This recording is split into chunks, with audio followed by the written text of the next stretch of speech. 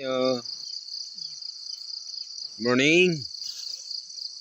Andito tayo ngayon sa Negros Occidental sa lugar ng Don Salvador Benedicto. Inyo pong nakita yung bandang may maputi na yan. Zoom natin. Yan. Yan ay, anong tawag dyan, mami? Fog. So ngayon ay ang oras dito, alas 5:47 ng umaga. Napakasarap ng lamig dito sa ngayon.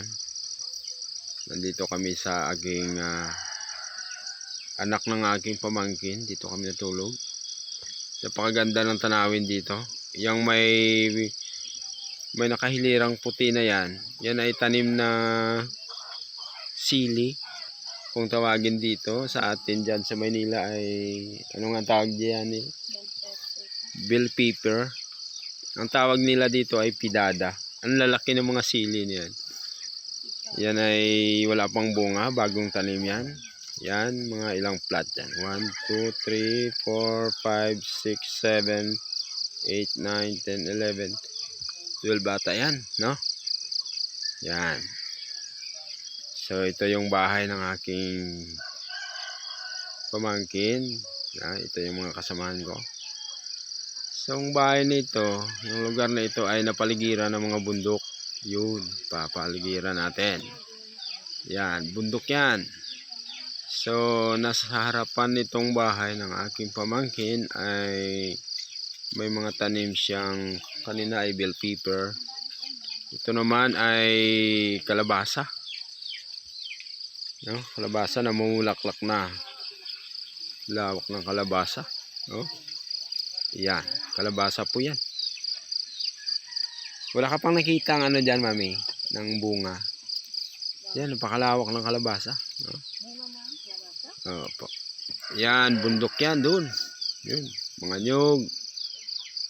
Yan, mga nyog yun dun. Yun naman ay bundok.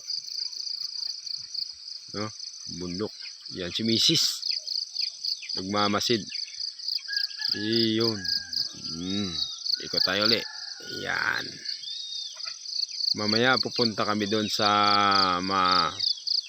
mataas na bundok para matingnan yung tanawin. Yung mga ibon na lumilipad. Yung kita. Hindi mo kita. Alright. Okay. Ganda ng tanawin dito, mga kaibigan. Oh, yun. Yun. Yan. Yan ang mga tanawin dito sa amin. Sa aming nayon. Ayun. Ibiro mo na baga naman ay pag dito ka ng buhay sarap ng sariwang hangin, mga gulay na nakakain. Yan, nakakakain ka ng sariwang mga buko, mga mais, mga tanim dito ng mga tao, mga kamuti, kamuting kahoy, papaya, lahat ng gulay ng gusto mong itanim ay pwedeng-pwede dito sa bundok, mga kaibigan. Okay? So, yun ang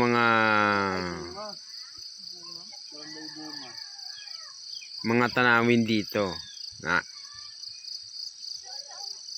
Sariwang hangin, sariwang pagkain, lahat sariwa.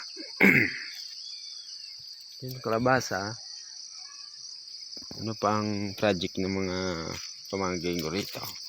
Tingnan ko. Ito lang yung nakikita ko sa malapit ng bahay niya. Yung mga bell pepper. At saka yung kalabasa. Hanggang dito pa ang kalabasa. Yan kalabasa pa yan. Yan. Yung kanina, ito yung, yan, ito. Yan ang kalabasa. So, dumistansya tayo ng konti. Yan ang bahay niya. Yan ang bahay. Okay. Yun. Yan ang bell pepper. Wala pang bunga yan, mga kaibigan. Pero malalaki na ang mga puno. Yan o. Okay. So ito masukal pa. Hindi pa na damuhan para lagyan uli ng iba pang proyekto. Okay? So, magandang araw muli sa lahat. Dito na lang ang ating video. Okay?